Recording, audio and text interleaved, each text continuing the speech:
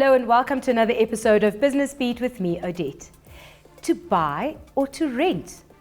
That is the question that a lot of South Africans are asking when they're looking for a new home.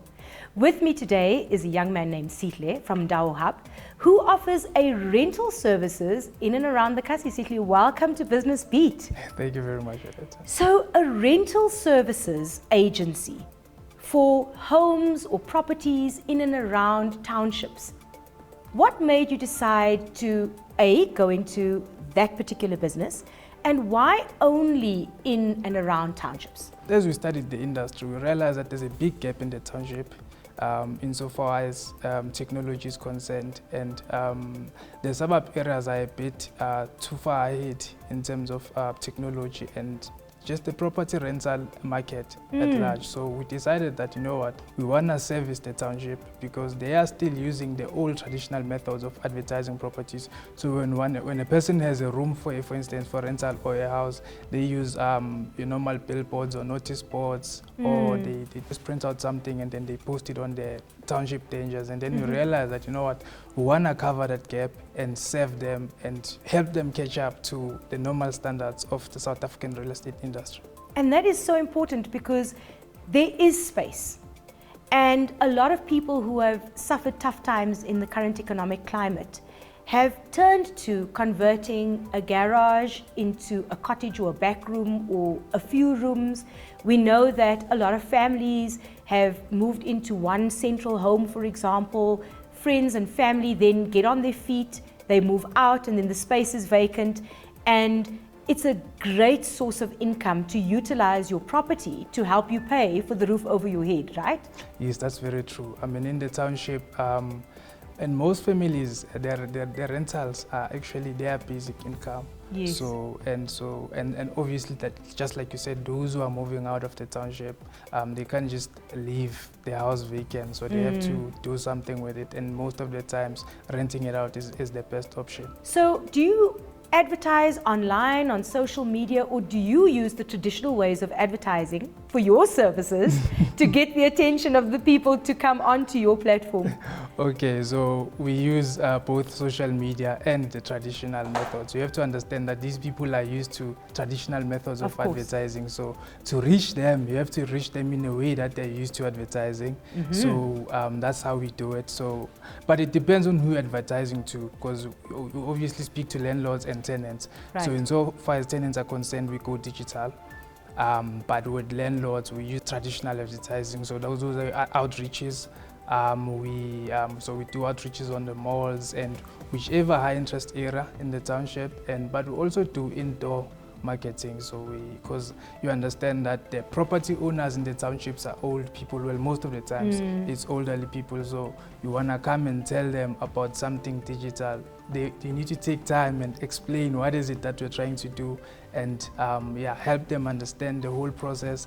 And then from there, so basically maybe after the first visit, you go traditional, but as you proceed, now that they're comfortable with the product, then it's all digital. Awesome. What are the services that you offer? So if somebody has a space on their property or has a home or a room that they would like to rent out, what services do you offer them?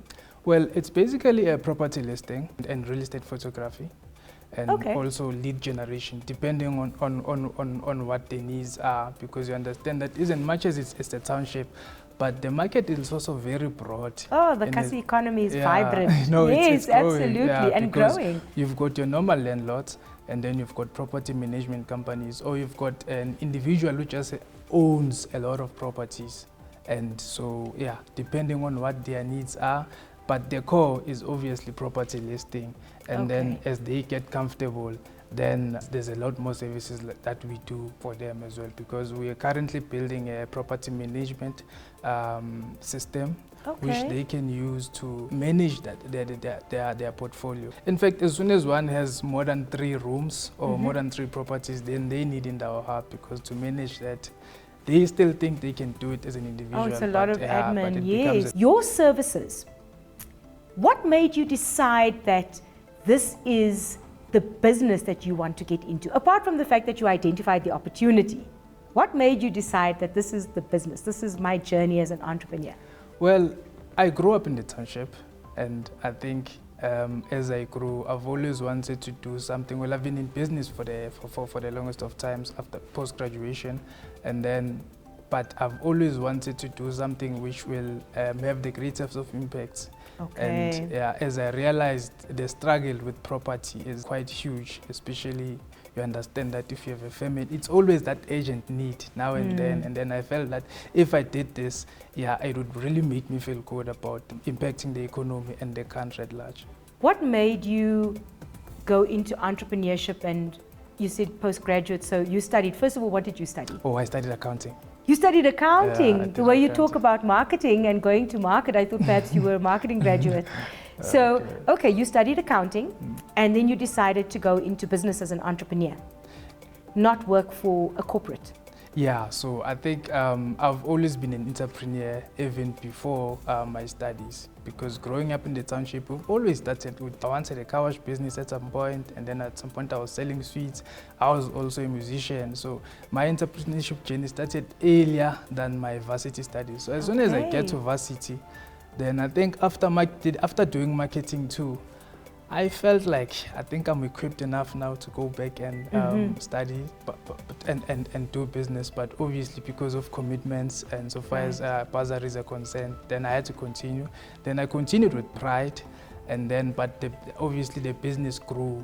Whatever that I was busy with back then, there were a lot of calls, and at some point around 10 months into my employment, I had to decide.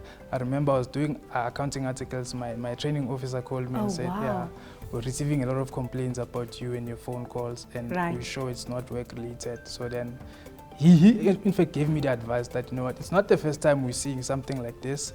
We've had more. Some of the people who are servicing the company right now started like you, so don't be scared. Then I figured that, you know what, let me just proceed. And I think I'm equipped now, and I'm ready to start.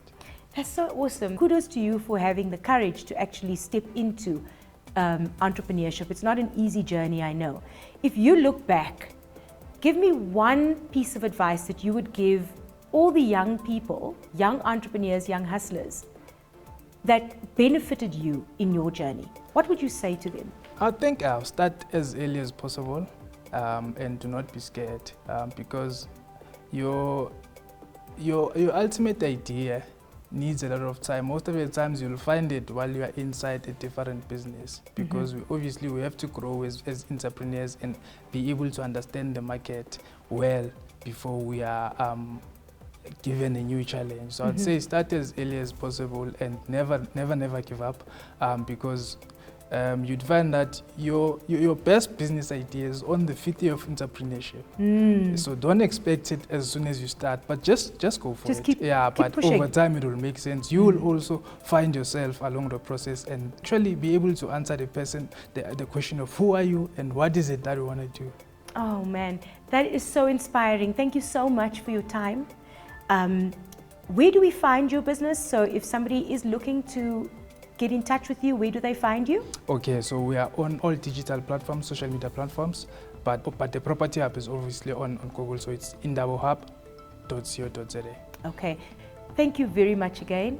May your business grow, as we say here on Business Beat, from success to significance. And may your goal of making a real contribution to the country see fruition. Thank you very much. Well, there you have it, South Africa. If you have a property that you would like to let out in the Kasi, if you would like some advice, if you are looking to help other people, you know where to go. IndaoHub.co.za. Until next time.